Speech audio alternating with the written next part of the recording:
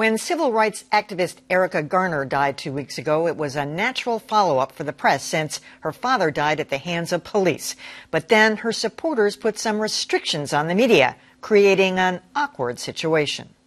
The announcement came just before the new year. Erica Garner, a prominent social justice activist who spearheaded protests against police brutality, has died this morning. The 27-year-old was the daughter of Eric Garner, whose death at the hands of New York police helped spark the Black Lives Matter movement. His last words, "I can't breathe," a rallying cry for those pushing to reform policing in the U.S. And leading the pack was Erica.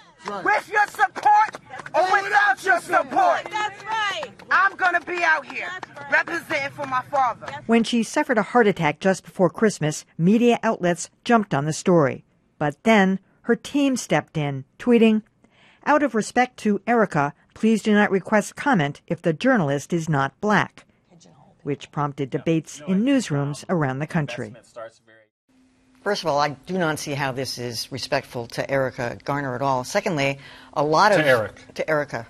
Sorry. Yes. Secondly, a lot of news gathering is done over the phone. And you're not going to say, "Hi, this is Dan Lothian. Oh, yes, I'm black." I mean, you know, and is the other person going to ask you if you're black before you I mean, it's just total. You're going to ask you, you know, if you're transgender. I mean, you know, there's got to be a limit here. I don't think it's respectful at all. It's disrespectful. Oh, it really is. And I was thinking that this story really hasn't gotten a lot of attention. What if it were the other way around? You know, only white reporters, you know, are able to ask for comment. This would...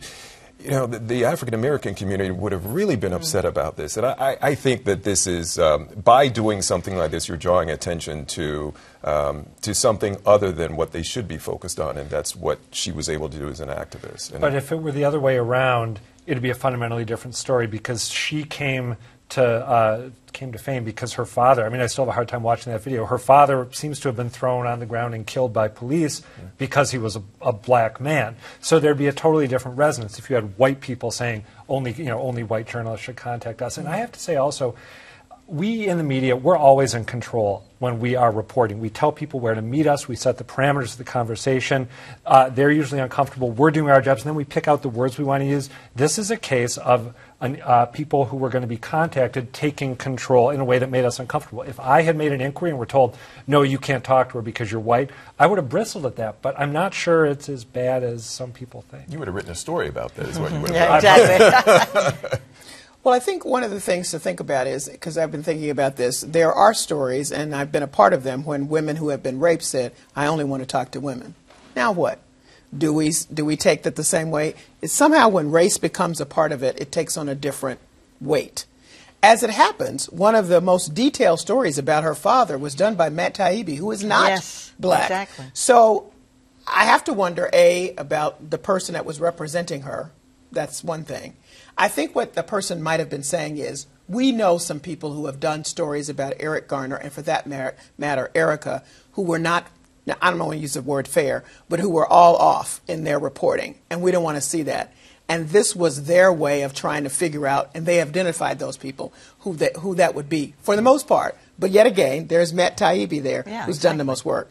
So clearly that was not the clearest way to get across what needed to happen. The other part of it, as I understand from reading about this on many sites, is that what they hoped was to surface the black reporters to do this and to ask newsrooms, well, who would you send? Who would you send to call and talk to me? Which is another question for newsrooms to have.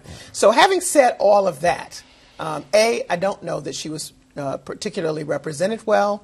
At the same time, and I think it's an interesting conundrum when you think about women in the same position.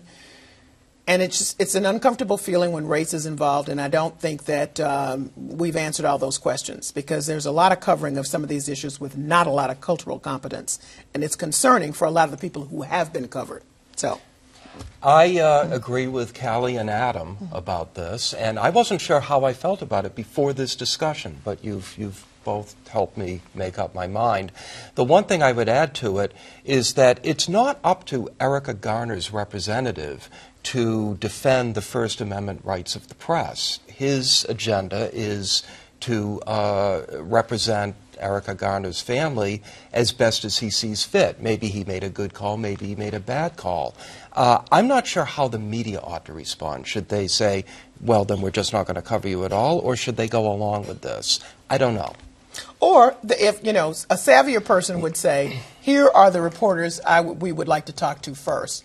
And in doing so, then you pick the Mets, you pick the other people who did it, but they didn't know how to do that. A lot of people do it that way. Yeah. So they didn't know. All right.